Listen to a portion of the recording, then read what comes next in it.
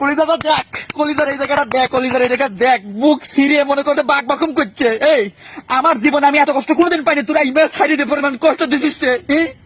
তোরা যেভাবে খেলিছিস এই হাটের ভিতর দুক দুক করে রে, দেখ দেখ তোরা কি কব তোরে।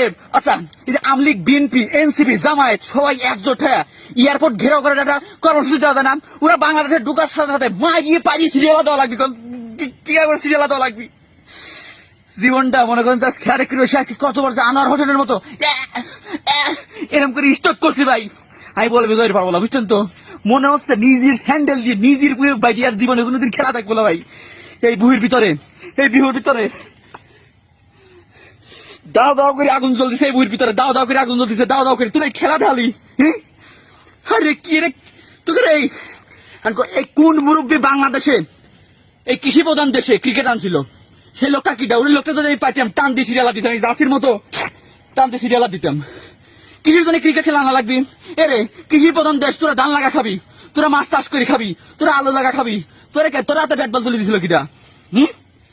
ভাই বিএনপি, আমলিগ সব রাজনৈতিক দলের লোকজনের একটাই রিকোয়েস্ট, হাম্বল রিকোয়েস্ট, আপনারা সবাই আসেন একজোট হয়ে এয়ারপোর্ট ঘেরাও করে ওরে গণ পিটনের একটা কর্মসূচি দেয়। তাছাড়া মনের দুঃখ নেই বিভিন্ন ভাই, এই ম্যাচও হারা যায়।